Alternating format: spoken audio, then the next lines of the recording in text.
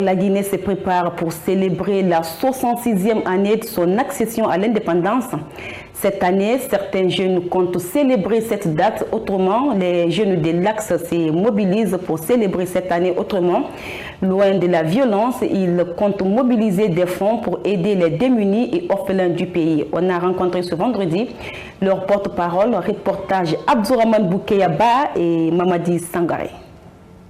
Le 2 octobre prochain, la Guinée va célébrer son 66e anniversaire de son accession à l'indépendance. Quelques jours avant cette cérémonie, les jeunes de l'Axe s'activent clairement pour célébrer cette fête autrement. Une manière pour eux de donner une autre image de cette zone. Vous savez, qu'est-ce qui nous a poussé à mettre en place cette organisation? Parce que souvent, il y a beaucoup pensé que l'Axe c'était de la violence. Donc, étant fils de l'Axe, étant Zen de l'Axe, on s'était dit pourquoi ne pas montrer une autre image de l'Axe. Donc c'est dans ce cadre qu'on avait mis en place cette organisation pour organiser les fêtes d'indépendance sur l'Axe et mobiliser l'ensemble des couches, l'ensemble des Zen de l'Axe pour venir faire la fête sur l'Axe. Vous avez vu, lors de la première édition, nous avons organisé à Bambeto, au rond-point Bambeto, où nous avons mobilisé des milliers de Zen. Cette fois-ci, ces jeunes se sont fixés comme objectif de mobiliser des fonds pour accompagner certains orphelinats du pays. Cette année,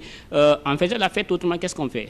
Quand nous vendons nos t-shirts, l'ensemble des revenus de nos t-shirts, d'accord, nous allons prendre ces fonds et orienter ces fonds pour des orphelinats. Donc nous avons déjà ciblé des orphelinats, donc nous allons accompagner ces orphelinats. Après le 2 octobre, nous allons évaluer l'ensemble des montants que nous avons eu et en fonction de ça maintenant, nous allons en ce moment aller accompagner des orphelinats et deuxièmement aussi, si le moyen nous permet, on arrive à avoir les moyens suffisants, nous allons aussi scolariser certains enfants. Loin d'être une source de division, le porte-parole de ces jeunes de l'Axe apporte des précisions à leur démarche. Si aujourd'hui nos frères aussi pensent à organiser des activités festives dans leurs quartiers respectifs, dans leurs secteurs respectifs, ça nous rend fiers en fait. D'accord? C'est parce que ce que nous avons fait au début, c'était bon. Et si ce n'était pas bon, est-ce que quelqu'un d'autre allait le faire?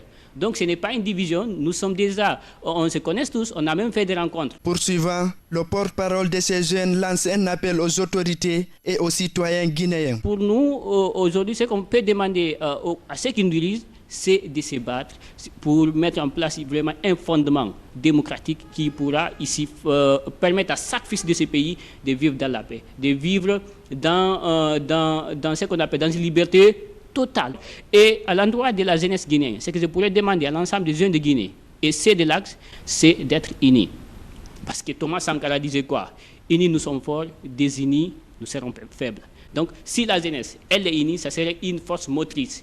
Et aucun gouvernement ne pourra faire ce qu'il veut si la jeunesse est unie. Il faut noter que cette année, les préparatifs de la fête d'indépendance manquent d'engouement à Conakry à cause de la cherté de la vie.